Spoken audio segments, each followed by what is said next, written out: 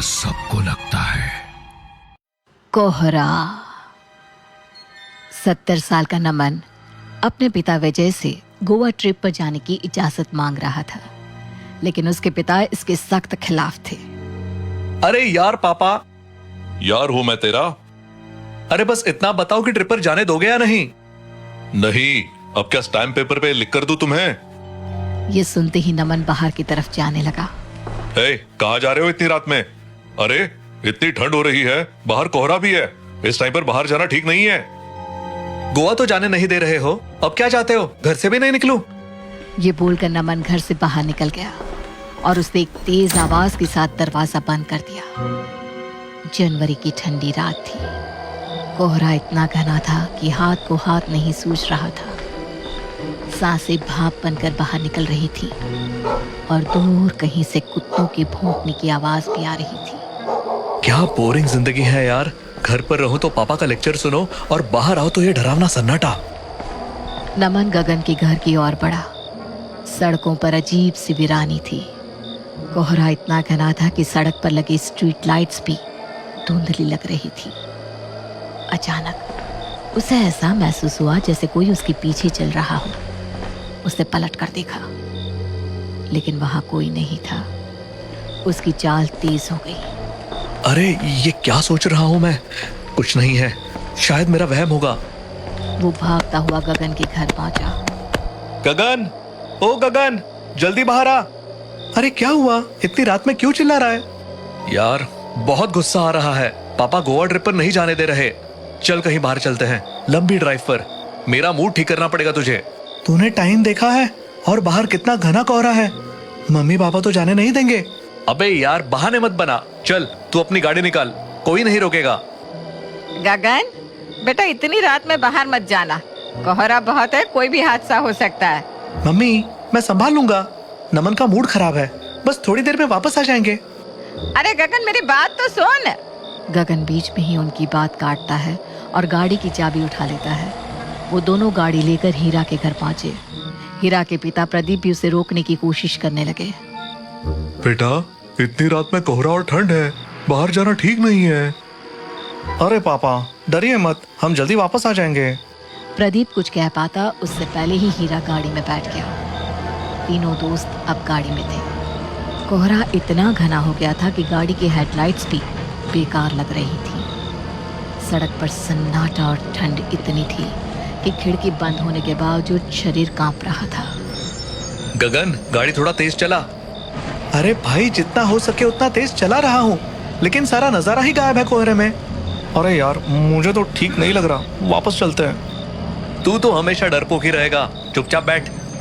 अचानक उनकी गाड़ी के सामने एक बड़ा ट्रक आ गया। गगन ने स्टीयरिंग व्हील घुमाया और किसी तरह सब बाल बाल बच गए, लेकिन इस घटना ने सबकी सांसें रोक दी। गगन ने फौरन गाड़ी तेज कर दी। यार ये क्या था? अगर थोड़ी सी भी देर हो जाती तो कुछ भी हो सकता था। मैंने कहा था वापस चलते हैं, मेरी बात सुननी चाहिए थी। अब तो बच गए ना, बस चुप रह। जैसे जैसे गाड़ी आगे बढ़ी, माहौल और अजीब होता गया। उन्हें ऐसा लगने लगा जैसे कोई उनका पीछा कर रहा है। गगन ने जल्दबाजी में एक गलत मोड़ ले लिया। यार ये कौन सी जगह आ गई? ये रास्ता मैंने कभी नहीं देखा। अबे क्या कर रहे हो? तुम ही ड्राइवर हो, हमें सही से ले चलो। गगन बस गाड़ी चलाता जा रहा था, लेकिन कोहरा इतना घना था कि गगन बार बार गाड़ी धीमी कर रहा था, क्योंकि कुछ भी दिखाई देना बंद हो चुका था।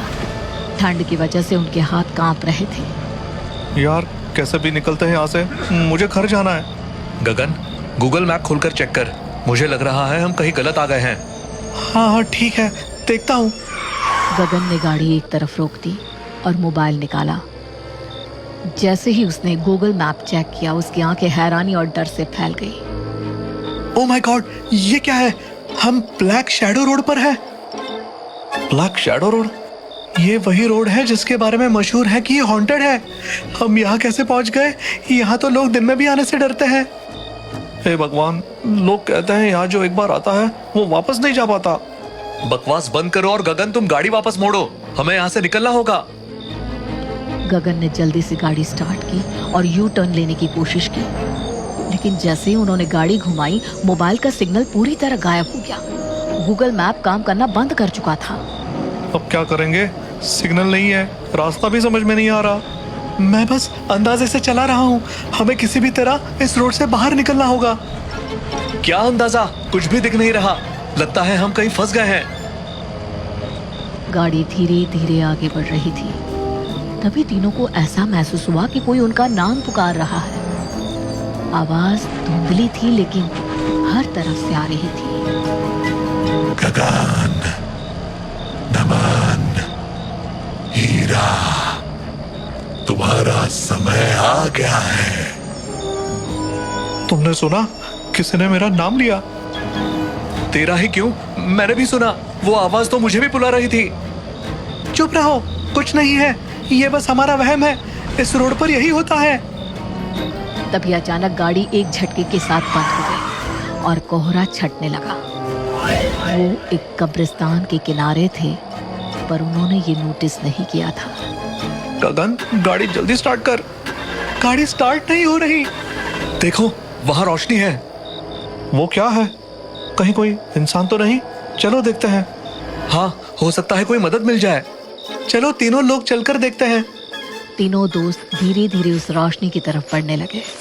हर कदम के साथ उनकी धड़कनें तेज हो रही थी। जैसे ही वे उस रोशनी के पास पहुंचे, तब उन्हें पता चला कि वो एक कब्र है और वो कब्रिस्तान में खड़े हैं।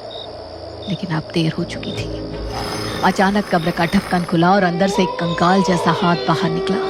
अरे भागो, भागो यहाँ से। गाड़ी की तरफ दौड़ो, जल्दी। तीनों वहां से भागते हुए गाड़ी के पास पहुंचे। उनकी सांसें थम सी गई थी। तभी अचानक पीछे से हीरा के पिता प्रदीप की आवाज आई। हीरा, तुम यहाँ क्या कर रहे हो? मैंने तुम्हें मना किया था ना।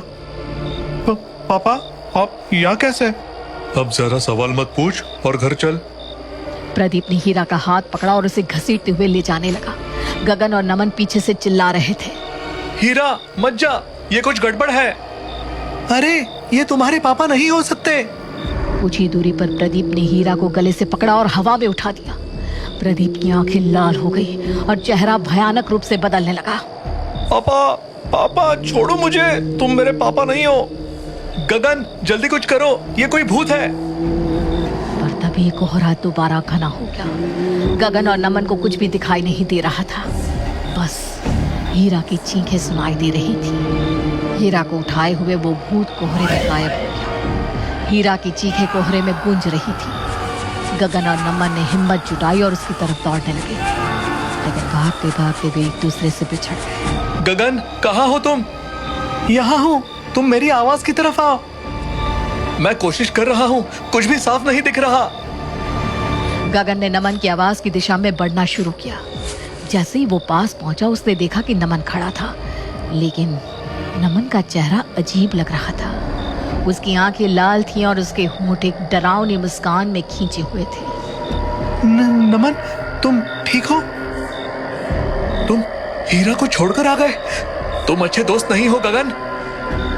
गगन समझ गया कि ये नमन नहीं, वही भूत था। वो जोर से चिल्लाया और पीछे की तरफ भागने लगा। भागते भागते वो अचानक किसी चीज से टकराया। उसने देखा कि वो उसकी कार थी।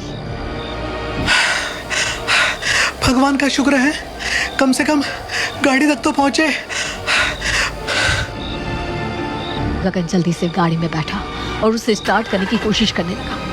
इस बार गाड़ी स्टार्ट हो गई। उसने राहत की सांस ली और गाड़ी आगे बढ़ाई। लेकिन तभी अचानक सामने नमन आ गया। गगन, मुझे भी गाड़ी में बैठा लो।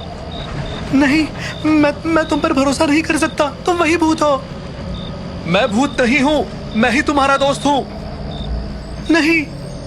नमन ने गुस्से में गाड़ी की खिड़की का शीशा तोड़ और दरवाजा खोलकर अंदर आ गया। तुम सच में नमन हो? हाँ हाँ, मैं ही हूँ। जल्दी करो, गाड़ी तेज चलाओ, यहाँ से निकलना होगा। गगन ने गाड़ी तेज भगानी शुरू कर दी। कोहरा इतना घना था कि आगे कुछ भी नहीं दिखाई दे रहा था। तभी पीछे से एक डरावनी आवाज आई। अपने दोस्त हीरा को छोड़कर भाग रहे हो?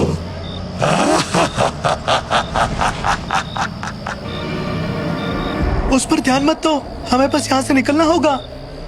गाड़ी किसी तरह मेन रोड तक पहुंच गई। दोनों ने राहत की सांस ली। लेकिन जैसे ही वो थोड़ा और आगे बढ़े, उन्हें सड़क किनारे एक कार दिखी जिसका एक्सीडेंट हो रखा था। गगन ने गाड़ी रोक दी और दोनों बाहर निकलकर देखने लगे। ये हमारी ही गाड़ी जैसी क्यों दिख रही है? देखो, इसमें ये हम ही हैं। कार के अंदर उनकी खुद की लाशें पड़ी हुई थी। तीनों के चेहरे खून से लथपथ थे। ये कैसे हो सकता है? हम तो जिंदा हैं। What the hell? पीछे से वही डरावनी आवाज फिर गूंजी। उन्होंने मुड़कर देखा।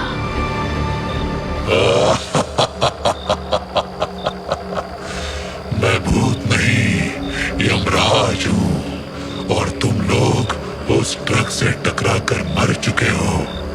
चलो, तुम्हारा वक्त पूरा हो चुका है। क्या? नहीं, हमें थोड़ा और समय चाहिए। नहीं, ये नहीं हो सकता। यमराज ने उनकी बातें अनसुनी कर दी और दोनों को अपने साथ ले जाने लगे। उनकी चीखें कोहरे में गूंजने लगी, लेकिन उनको सुनने वाला कोई नहीं।